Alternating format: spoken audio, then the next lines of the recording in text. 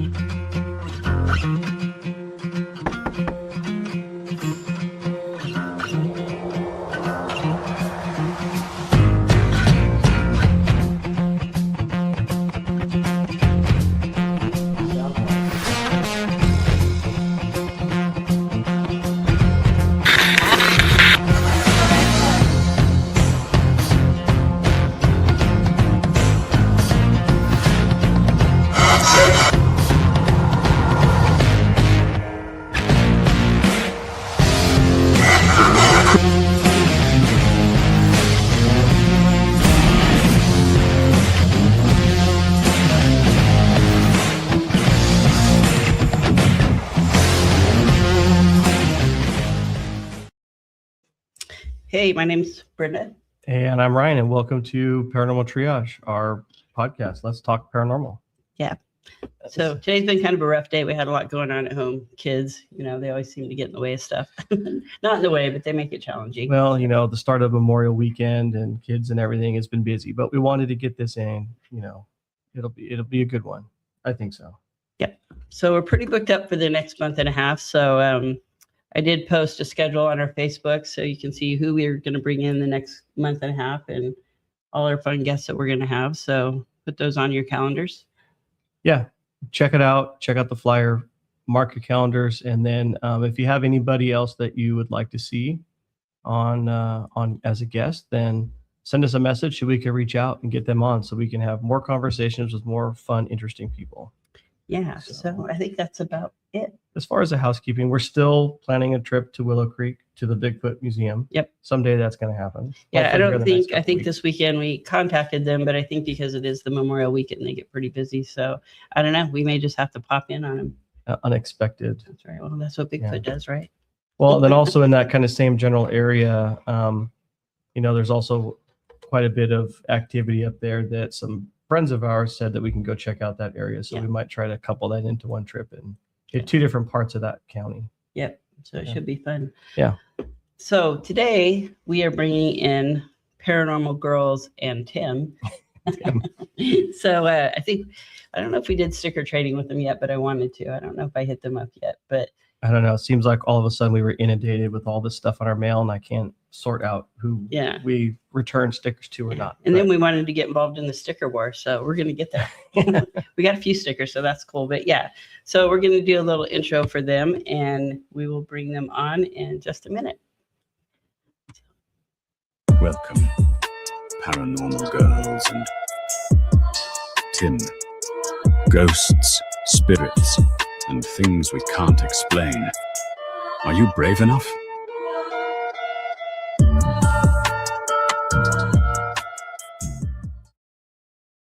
Okay, we'll bring Tim in first. Oops. We got to turn that off. All right, there we go. Let me get us in the right place here. There we go. Well, maybe. Oh, there we go. There we go. Now we're set up. I give myself too many options down here. I'm gonna have to change that one day. It's like I don't know what to pick. Yeah, all of our peeps know that we're technologically challenged, so we try to do this best. So hey, welcome to the podcast. Thanks for coming on. Thanks for having us. All right. So why don't you introduce yourselves and tell us who you are. So we're pretty new to watching your group, but we did go and watch a few of your videos. So tell us what your specialty is and who you are and all that good stuff. Brenda, I actually founded Paranormal Gurlz. We adopted Tim into our group, so that's the name. Facebook won't let me put the dots in there, so it's supposed to be Paranormal Gurlz ... and Tim. Yeah, they're a little picky. Yeah, but they're a little wonky like that sometimes. But yeah, so started in 2024. We just go out, we investigate. I am an empath. Our team consists of another empath, a channeler, and a medium. And then I like to say Tim is an empath in training because he's got the abilities and they're opening more. Yeah, I would say that about Ryan. He claims not to have any abilities, but I'm going to have to disagree with him on that. Mhm. Yeah. So Same with Tim. He's like, they're I stubborn. don't, but I'm going to deny it until I can't anymore. Mhm. right. So yeah, that's a little bit about me and the female portion of the team. I'll let Tim talk about himself. Okay. So I have 14 years in the field of paranormal investigating. Started back in 2012. Been so long ago. But so Brenda started her own group. She does very well. The four men did very well. I was going to go to Edinburgh Manor in northeast Iowa, so I invited them to go along. If they wanted to go with me, they did. We did one investigation together, and after that, we got along so well, and then we learned from each other that I got adopted. Next week, the papers get signed. Well, that's awesome though, because it's good to have people that you mesh with, and you guys just kind of are on that same wavelength. So Correct. yeah, that makes investigating a whole lot easier and more interesting. So Absolutely. So Brenda, you have a great name. My name's Brenda, so we have awesome names. Yeah. So Tim's been in this for 14 years. How long have you been doing this? Steady for 2 years.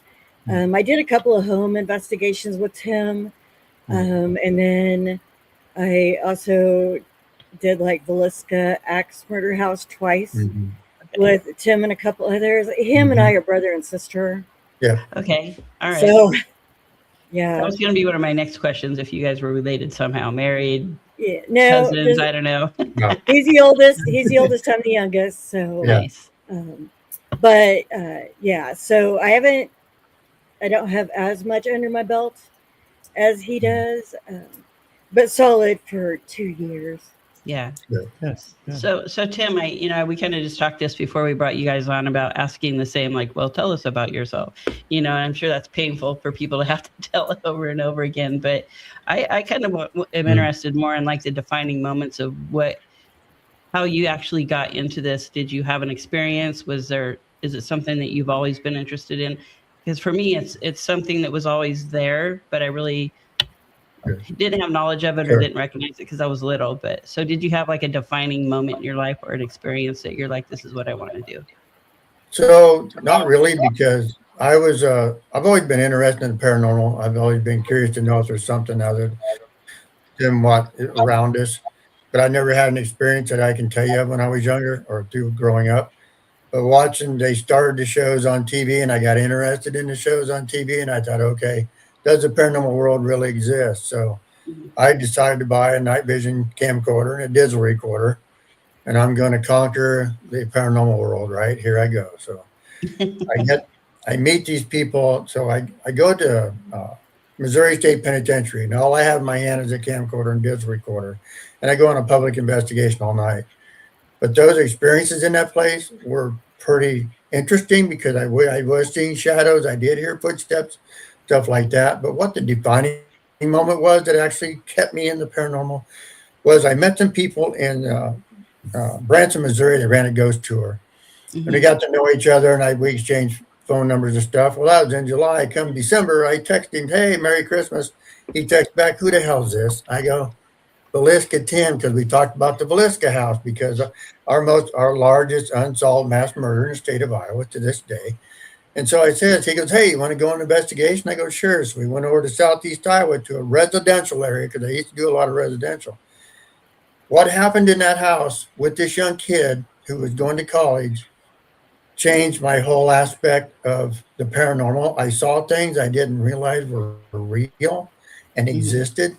So it got me hooked. So now I'm hooked because now I'm actually experiencing part. I go from being skeptic to being believer because I have a piece of footage that I still to this day can't explain what happened to it. So that got me going to keep going and keep doing more.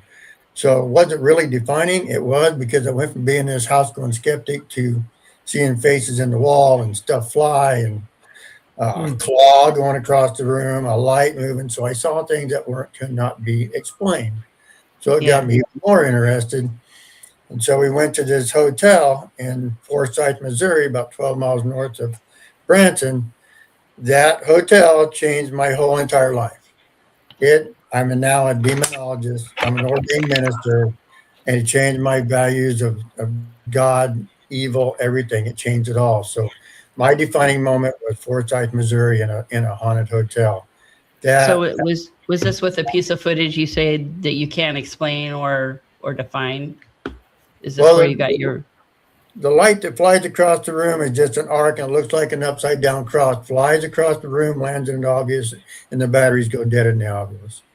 That was my first experience of actually catching a piece Yeah. of paranormal on my very Yeah, first that's crazy. investigation. What about you, Brenda? What was your kind of, I guess, your defining moment, for lack of better words? I experienced stuff as a teenager. Could hear footsteps through the house, and stuff like that. And then getting into watching the ghost shows, primarily, like Ghost Hunters or whatever. Those shows actually turned me more than anything, because I'm like, like I just fascinated with it to the point of people are like, you're obsessed with it. And I'm like, well, kind of. But because for me, it's very fascinating that we can walk along the same planes as something that we can't see, and every once in a while we cross paths. Yeah. And so for me, that's like the biggest driving point, because I want to learn how do we do that? How does that happen? And it's fascinating to learn about. So when did you realize that you were an empath? Because that's kind of a weird, because, as children, and looking back in hindsight, we're like, I didn't know I was an empath though as an adult, but we've had these like weird things that we couldn't explain when we were younger, whether it was like an emotional moment with something that didn't make sense, or when did you realize that you had some ability? Correct. It finally dawned on me probably about 10 years ago, because I am the type of person, like, I feel energy and stuff like that. So if I see somebody, they can be a complete stranger and they're crying, I pick up on it, and then I cry, and I have no idea why I'm crying. I just am. And so, like, when all these things started happening, and then I started doing more research and stuff about it, it's like, like, you could be an empath if, and then read those lists, and I'm like, oh, well, that's me, that's me, that's me, that's me. And I'm like, crap. So now I know what I am. Yeah, there's a multitude of reasons why you could become an empath, whether you were born with a little bit of that gift, or, you had some traumatic events in your life, or, the list is not extensive, but it's a little bit of a list. You could say, yeah, I'm all of that, or I'm just like 3 of that. And yeah. And we actually come, not that this has anything to do with it, but maybe it does, but we come from a long line of Indians, like Native American Indians. But we can speak to that a little bit. So I don't know if that was something that maybe they had that got passed down, because our dad could feel things as well and hear things and stuff too. He didn't talk about it or go in it extensively, but like, he could pick up on different vibes and things like that. So I don't know if it was handed down from like that side of the family. Yeah, well, my ancestors, I have some Native American in my family as well, and I'm also an empath. And, like I said, looking back at hindsight, when I was little, the little things that didn't make sense to me, I'm like, oh, okay, that's what that's what that is. So I still don't really own it. I don't go read books or try to polish, the gift. That's what you want to call it. But we do have Native American, and where we live we're in California. So this was really big Native American here. So a lot of the paranormal, I think, that we experience here has to do with the Native American culture in the land that we walk on. So Brenda, when you first, saw the, you might be an empath if list, and you kind of like figured it out, did you embrace it, or were you kind of like, maybe I'll wait on this? Like, how did you kind of cope and react to that? I actually just looked, and I was like, well, that explains a lot. Okay. Like that, like, it validates a lot of feelings and stuff like that. I embrace it. Like, when we go into locations, I try to hone in on it more. You know, like I get the good energy vibes, I get the bad energy vibes. Yeah. I get, you know, that kind of stuff. I'm not a pro at it by any means. I'm really not. And I'm trying to work on developing everything a lot better than what I used to. Yeah. Yeah, that's kind of the place I'm in with it. You know, it's I kind of just I like that organic feeling that I get. I think for me, it's like if I feel like if I try to make it happen, then it's just going to go away. Then you know, Yeah, it won't be as organic as I like it to be. So how, when you're doing your investigations, how do you utilize that? Do you, I mean, like, because when we go on a location, I like to walk in. I'm a toucher. I like to touch walls, things of that nature. I don't know why I just started doing it, and it just seemed to help me with you know, wherever I think something's going to happen. I feel a lot of energy as well. So how do you utilize that in your investigations? Most of it for me is feelings, you know, Yeah. like the energy vibe, like we shouldn't be in here, or this isn't going to go good, or like I just won't step into an area, that kind of thing. I'm a touchy feely person too. Like it doesn't matter where I'm at, and that's it. But the only time I really don't touch anything is on an investigation, Okay. All right. which is I'm kind of weird. the opposite. I Maybe have I should start. things. Yeah. There's certain Maybe I things should that start. I know that you stay away from touching Yeah. on investigations. But yeah, I mean, she's very much of a, Mm. you know, kind of get in, maybe touch the walls, kind of, you know, zone in, for back of Mhm. better term, to just kind of zone in on what you're doing and focus. So, but yeah, I mean, there is some stuff that I know that you don't touch. Yeah, there's stuff I won't It's not touch, like yeah. you're going around touching every haunted object. Yeah, I'm out not there. like that. Right. Really. I mean, I Right. don't like to be touched, so why I want to touch the walls beyond me. It's like, don't touch me, but I'm going to touch you for a second. So That's- Shout out But to I think it's coming in. I think that actually probably helps with the energy vibes to know if it's a good area or maybe not so much a good area.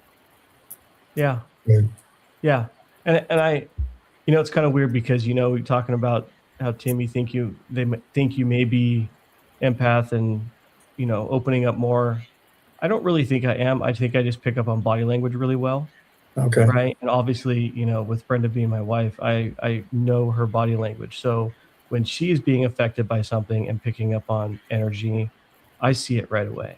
I notice it right away. Right. And then it's like, now it's my time to shine, to kind of organize the cameras, point them the right direction, all that stuff, so she can just be as organic as she can. Right. So I don't know if that's kind of how you are, where you pick up on like the domino effect, you know, maybe other team members that have those gifts Gotcha. start to feel it, and then you start to feel stuff. You know, does it work that way for you too? Well, if I go into a place, and I'll use Indiana State as one of the where it was in the nurse's station. When I started down this hallway, I get the feeling I can feel that something's there, like a presence is there, and I can feel if the presence isn't good. You know, if it's a bad presence, I get affected by that. I get dizzy, I get disoriented, and I don't want to go into a room. I have that feeling. So I do feel that, but as far as like if someone's around me, sometimes I can feel energy around me and know someone's there. I can't see them, nor can I talk to them, but I get the energy feeling that something's around me or something's there. I've been surrounded, I've been held onto and turned cold. So I think I've been hugged a couple of times in my life, energy wise, because I felt the shivers, and they put a thermal on me and my whole body was blue, standing in a room that was 90 degrees. So I Yeah. think I do get those feelings, and I can understand the feelings. Now, when we go back to Indiana State, I'm the type of person, if something bothers me to go into a room, I go back and I face it because I want to know why. I'm like Brenda. Yeah. I do this because I want to know what's out there and how in our 3D world, a spirit can walk with us on the same plane, but we can't see them. So that to me is curious. So I'm trying to learn more about the feelings I get and how to process those feelings and deal with them, I guess you can say. So when I go back and I'm uncomfortable, I go into the room because I try to face what's there or try to understand what's affecting me because I want to know. I want to know that. And I think that helps open me up more to try to understand what's going on. I may not see a lot. I may not feel a lot, but I do get feelings of dread or a bad entity or something. I do get that feeling that it like it doesn't want me there, like it wants me out of the right thing. That's how I feel.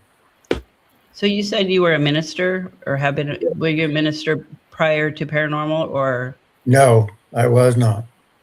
Nope. The Forsyth Hotel incident changed my whole perspective. I became a minister after that. So I think a topic we like to talk about is the demonic aspect of that, because I know like every show is just full of like, this is demonic, that's demonic. Sure. I have friends that go, everything you do is demonic, you know, and they kind of razz me a little bit.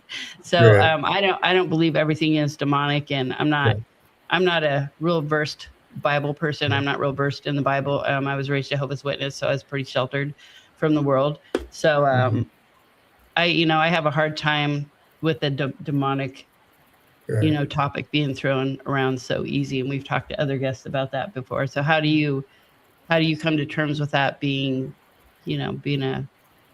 I don't think everything's demonic either. I'd like to understand the world. If you're bad in life, are you bad in your afterlife? Is it just the type of person you are?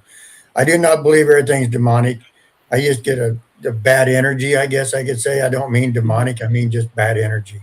I don't believe everything's demonic either. I've seen demonic, and not everywhere I go do I get that same feeling. So it's just an apprehension for me. So that's a good take on it, because I feel the same way. I feel that as you are in life, you are in death, right? So if you're a jokester, you're gonna be a jokester. If you're a kind of a mean person, you'll be mean. If you're happy, then you're gonna do happy, fun things. Correct. What sparks my curiosity with you deciding to become ordained in the ministry and also do become a demonologist, what was the process for that? Did you do them at the same time? And how did they cross paths, or how are they different? So I actually trained with a demonologist. I got in touch with one. The people I investigated with, I got in touch with a demonologist, and he taught me about demonology, how to cleanse houses, how to free spirits from houses, and residential. So that's a part of it I got into. I don't really get into like an exorcism and stuff like that. It's something I don't do, but I like his house cleansing, or then I know. And I think that training and learning the aspects of it also shows me the bad energy sometimes when I see it, because I probably see good energy and I don't know it. So that's part of the part I don't understand yet. So I'm hoping to learn that as well. But I think my answer, Hemper, is just having experiences in the past that make me be aware of what's there. And I turn protective mode. I don't want anybody on my team. If I feel this, I don't want them to be injured in any way or hurt or be affected by what's out there. So I do ask them what they're thinking, what's going on. What do you feel? Because I want their input to help me understand what I'm trying to comprehend as what's happening to me. So we work together. So were you both together on these investigations you were on? Brenda, were you with him when you went to the Indiana State Sanatorium? Yeah, we were both there. So you both were there. Did you experience any of the same stuff that he was experiencing, or? No, I did not. So him and we had went on a collab last year out in Illinois, and we went over into Billy Creek in Indiana State. Well, we did a walkthrough of Indiana State, and when we did, that was when he had his first encounter. Okay. And sometimes I'm oblivious. I admit it. I'm just oblivious. Like, I'm just there. I'm just walking through, trying to not really hone in on anything, but like just to explore what's there, like see my surroundings, so to speak. Not really investigate, but just see my surroundings. And we're walking along talking, and all of a sudden he stops and he's backing up. And then I have to stop, and I'm like, what is wrong with you? And he's like, I don't like what's in that room. Well, I walk in the room. There wasn't one bad vibe, whatever. So sometimes I think they only when they only want certain people to know what's there, that's when they only show themselves. And like for me, they were just like, she's an airhead in this case, so we're not even going to worry about it. But I do that when I go into any location. I have to be in there a while before I actually get acclimated, like focused. Because when I first go in, I'm trying to like look at everything. I'm a very visual person, and I have to see where everything is at.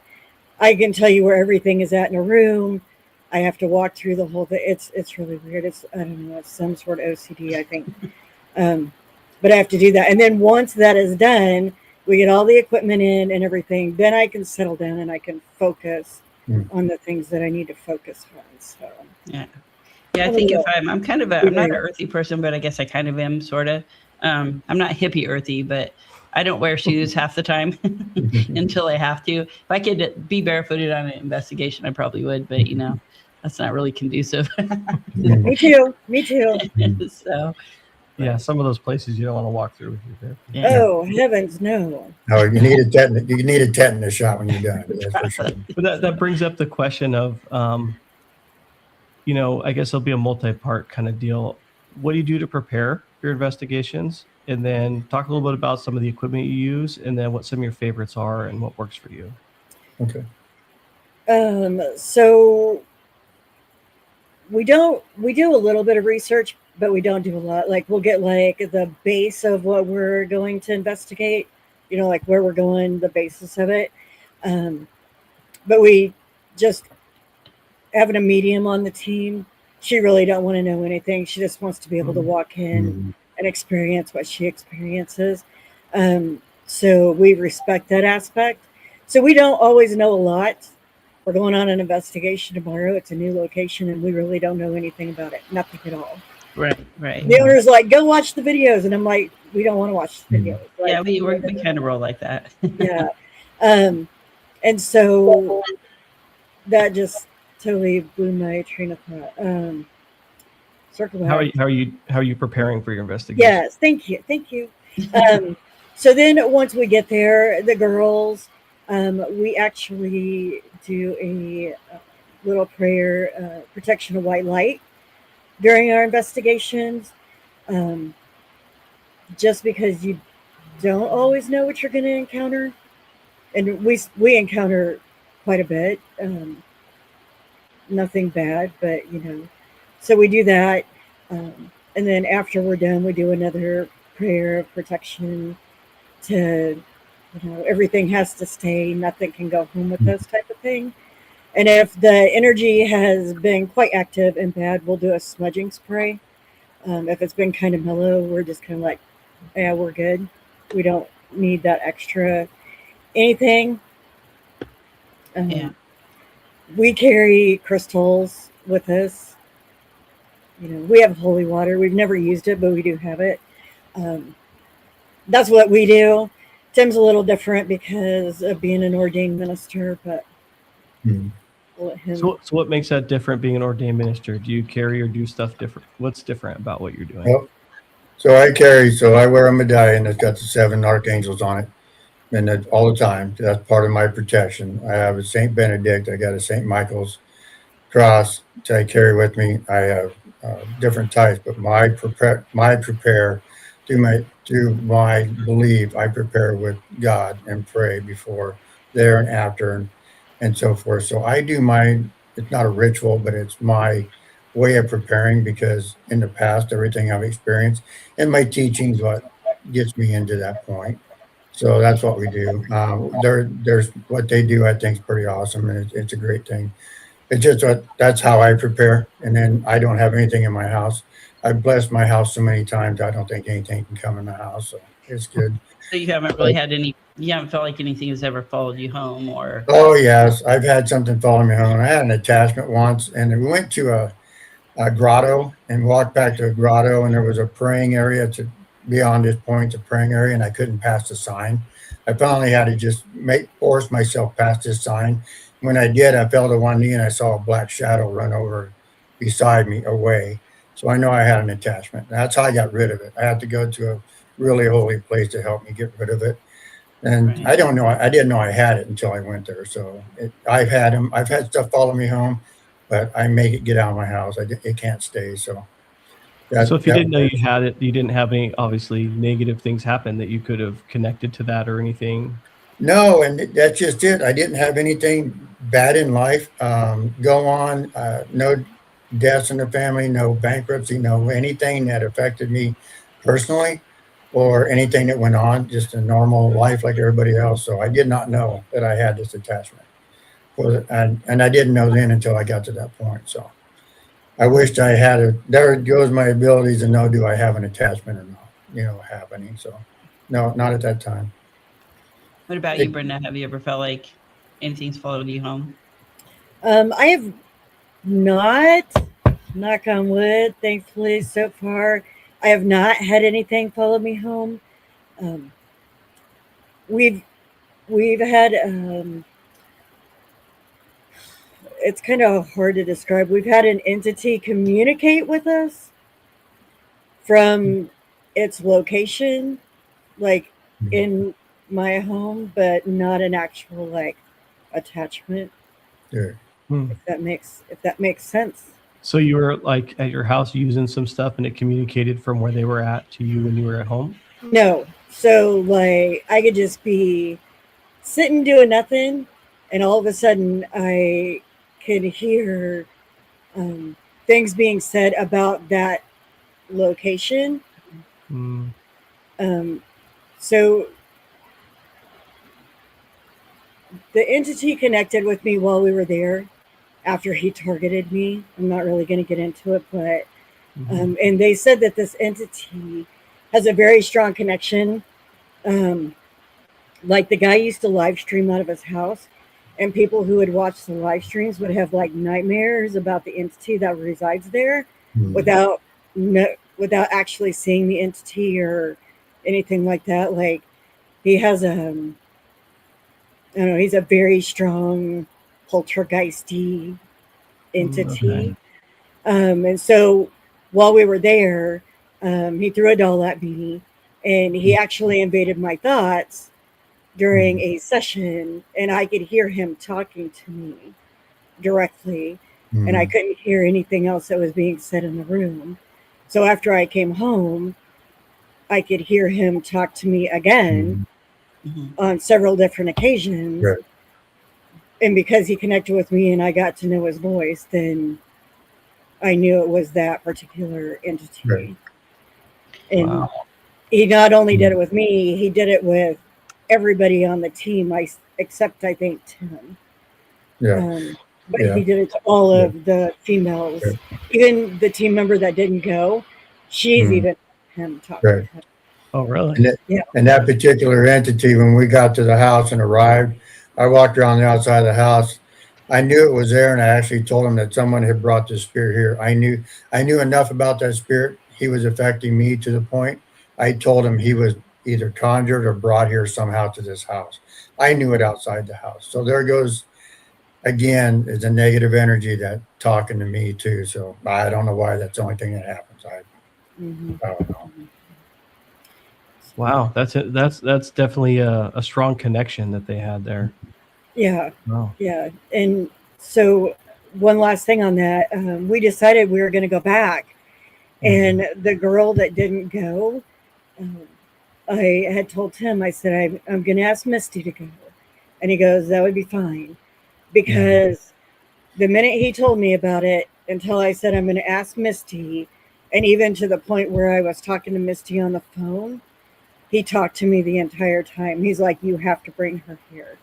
I need her in this location. It's weird.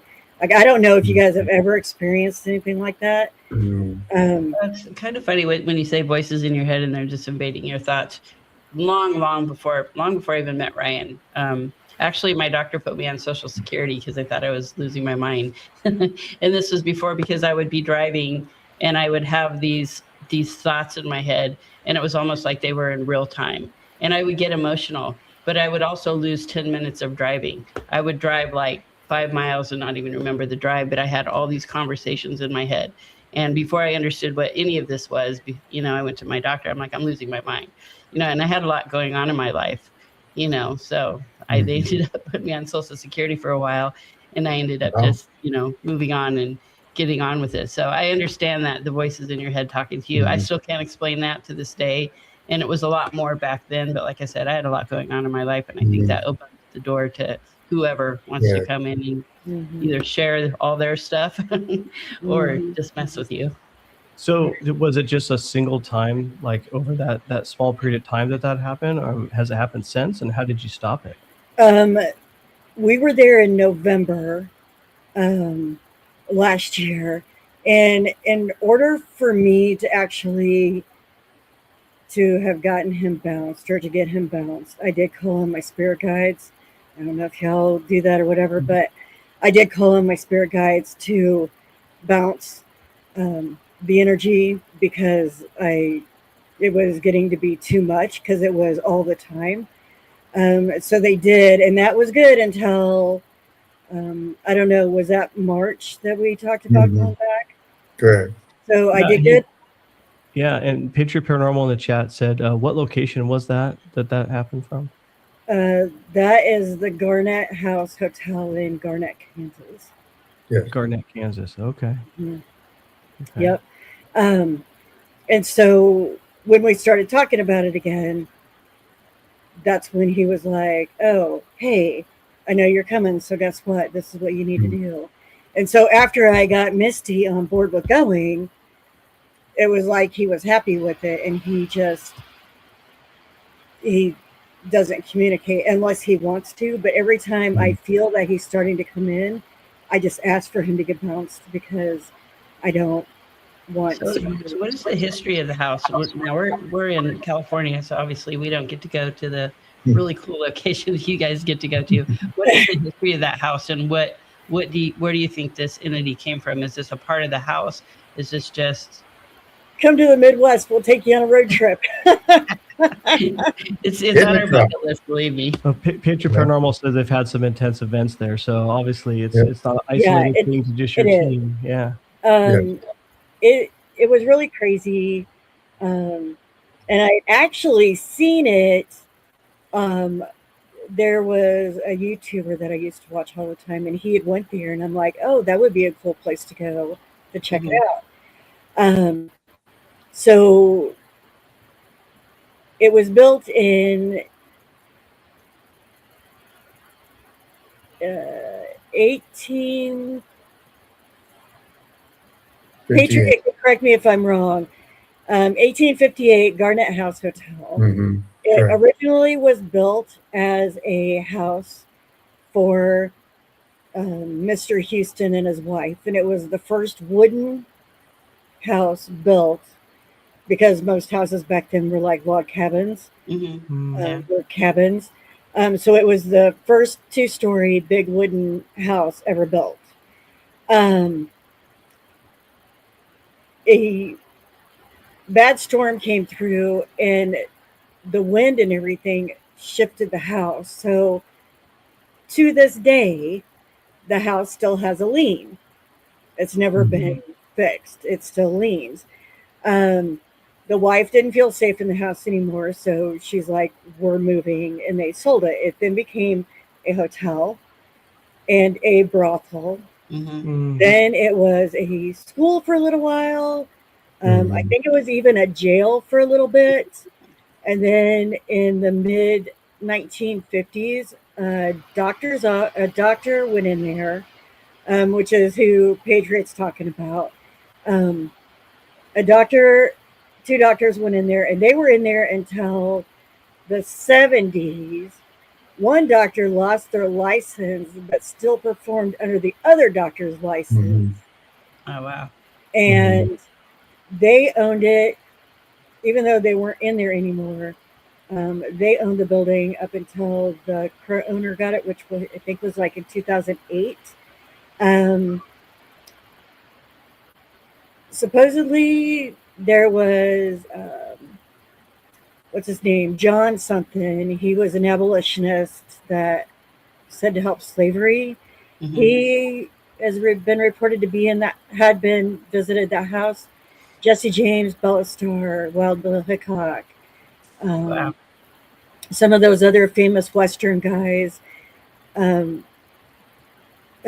been reported to be there. even Houdini Yeah. reported to be a guest there at one point. So it has a lot. John Brown, thank you very much. It has a lot of history, and they're still uncovering history. So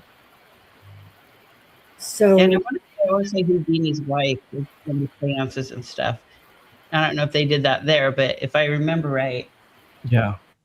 yeah, because he was like, when I die, I want you to contact me or do these seances, if I remember the stories right.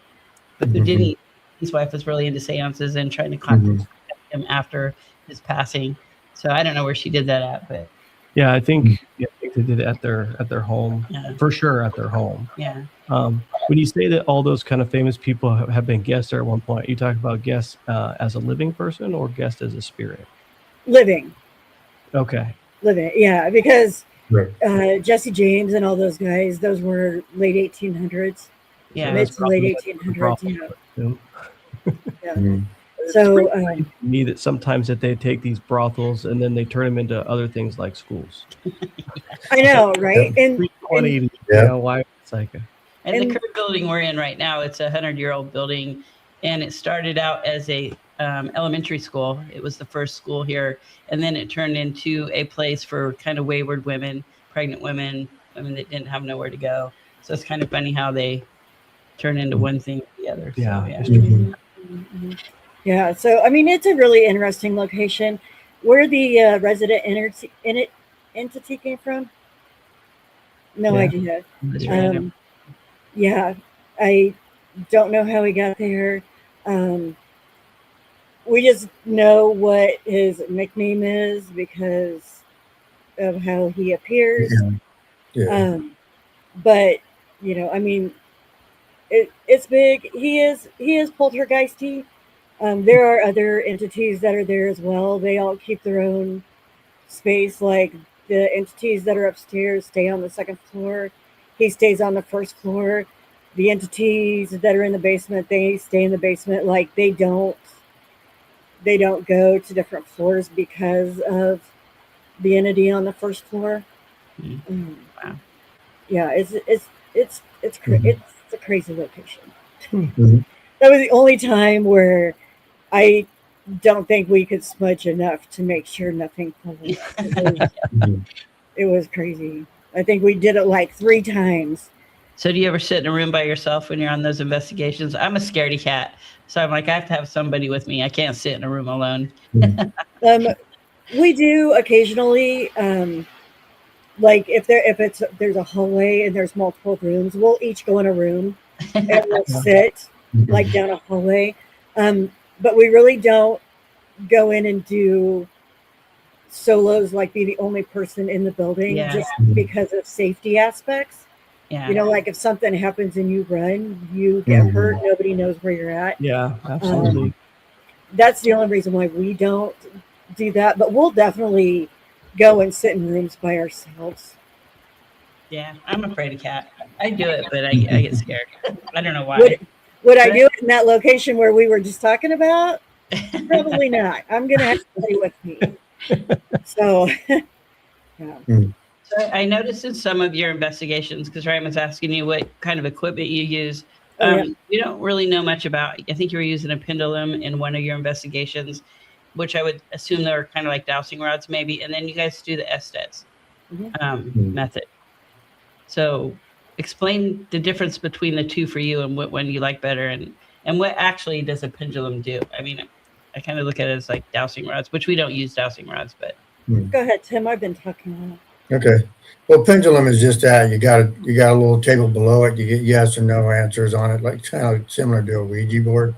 But you're using the pendulum to capture the energy to get you ask questions and answer them. So when the pendulum swings over the yes or over the no, it gives you an answer. Does it really happen? Now, keep in mind, you're doing this outside. You don't want any wind because you don't want any interference with what you're doing. But it's like a dowsing rod, similar. It's just getting answers. The pendulum actually absorbs energy. The stone does, and or the quartz or whatever you're using, and makes it react to what it is. The spirits can use that to communicate. Does That's it have what to be stone? Is it a certain type of stone or? Can it be Not any really. I don't think that's important. How Brenda and the team look at it is whatever stone calls to them.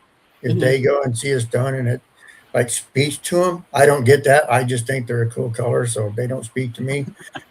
I have 2 of them anyway because I think it works and I like it. So we did a thing. So the video you saw, we're using a thing called a witness tree. So there's a theory out there that if a witness tree, if it's been there for 100 years and it's alive, how much energy is absorbed around it. So that's why we tried it near a witness tree, because we wanted to see if we could get it to react. And we did get response back. Misty got quite a response back from it. So yeah, it worked out well. I was watching that. That was pretty cool. I don't use dowsing rods because I don't know how to use it. I'm not in tune enough to do that. So that's not for me. I'm an electronic guy, but I also know that you can't always rely on electronics, right? So you have to rely on everything else, right? And you got to do your, checks and balances to everything. But it's very interesting when I was watching that video. How do you think that compares to, like an Ovilus or something where you might get a yes, no answer out of? Like, is it better? Is it worse? What do you think? I think the chances with the pendulum are just that. Their chances with the pendulum, are you going to get the communicator back? And the Ovilus is a well-used piece of equipment. I like Ovilus. I wish we had one. I do like them. I think they work very well because of vocabulary or words that are in it. And then you'll get words that you wouldn't think you would suspect to get in a space. So I think the Ovilus, to me, is more accurate than the pendulum, because the pendulum is going to be hit or miss. You're going to have that spirit actually get beside you and use your energy or whatever to make it move. So to me, I like using both. I mean, I use them all. We have K2 meters. We got every bell, rim pods, and I got an SLS, and we got all kinds of equipment that we use. Camcorder, digital recorder is probably our favorite because we use them the most. As far as that goes, I think the difference is the Ovilus to me is probably a little more accurate because of the sensitivity level that belongs in it and how it works. So yes. Yeah, I'm a little on the fence about the Ovilus. We've used it. We did our last investigation down in Tombstone, Arizona, our big one that we did with Paranormal 24/7. Shout out, Paul. Paul's in the chat. But we did that with him, and we were in one of the cemeteries, and I'm just like, I don't know. And then all of a sudden, we realized that this little tombstone or whatever was in front of us. It was a shrine. A shrine. It was more of like a Catholic. It was Catholic related. There was specific candles in there that were to the Catholic. Then words started popping up that were kind of related to that. So I mean, because with an Ovilus, you could almost make a story out of every word that pops up. So you have to be diligent about what you use. So it's not that I don't like it. I just, it's kind of a. You can't just jump to conclusions, right? You have to do process elimination, and you have to do research, and you have to be frugal. You can't just, it's like the same concept of if you see something in a camera, you can't just immediately label it a light anomaly or an orb. You actually have to do your research to find out if it's something else. So you must like it. Yeah, it's pretty cool. I do like it, but I might go out and get one of those and see if a stone calls out to me. I don't know. Give it a try. This brings up a question for a theory. Do you think that certain locations and the spirits within that locations are more apt to respond to more of a simple type of device, that's not battery operated, versus some spirits that might want to go off of something that's battery operated? I think you have to look at the location, look at the time frame. Like if you're going to some place that was back in the 1800s, they didn't have battery operated stuff. So like the more simple, the better. Or like if you go into like at Indiana State, they had a mental health board out there. So it was people that were, like they might have Down syndrome, or they might have been mentally retarded, or, whatever. They may not understand the concepts of a lot of the modern equipment. So sometimes if you do go, old school or something more simple. The other thing I was going to add to that is if you do a pendulum, put your Ovilus out and see if they'll respond together. Like if your pendulum moves like back and forth for yes, and then your Ovilus says yes, then you know that hey, that's like legit. type of thing. That would make Yeah, sense. that's a good idea. And, I would encourage a lot of investigators to do that. Use multiple devices to check and Right. balance each other, right? Yep. Right. If you're going to use REM pods and REM pods are going off like crazy, make sure you do your due diligence and check the EMF to make sure you're not getting something Right. weird, power line or something, right? That goes on that same concept, and I like that, and I'm glad that you say that, because people need to do that when they do investigations for things. Yeah. So I kind of feel like you already told us your scary investigations, your scariest ones. It seems like your first experience in the Indiana sanatorium, which was your most scariest one. But do you have, besides that one, do you have others that kind of stand out, might stay with you forever? For me, it was the Garnet. Yeah. That whole doll thing, like I left the room. That was absolutely insane. Tim and I were in Fairfield last year, Fairfield County Infirmary, which is in Ohio. And we were in the first floor, but it feels like a basement. Yeah. And we were sitting in the doctor's office, and I could hear things moving in the hallway. So we got up and went out in the hallway. And all of a sudden, something came towards us so fast. It almost sounded like it was trying to claw its way out of the walls. It was really loud, and it was like a scratchy noise.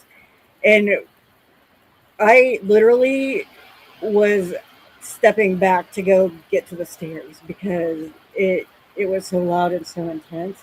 That was the first time I'd ever thought about leaving an investigation. Wow. Yeah. And we, as fast as it started, it quit. We went and we checked every room. Like we didn't find animal. We didn't find nothing. Nope. Nowhere. Nope. And do we have the proof? No, because the SD card is now corrupt. Yeah. When that happens. Anything that's really like, wow, that's really cool. Oh, I didn't have the camera on, or it got, corrupted, or, I mean, we've only had one moment, I think, that really scared us. And it wasn't even a planned investigation. We were actually just checking out it. It was a Native American cemetery. And I truly believe that we experienced a shapeshifter. So, wow. And it was a form of a bat.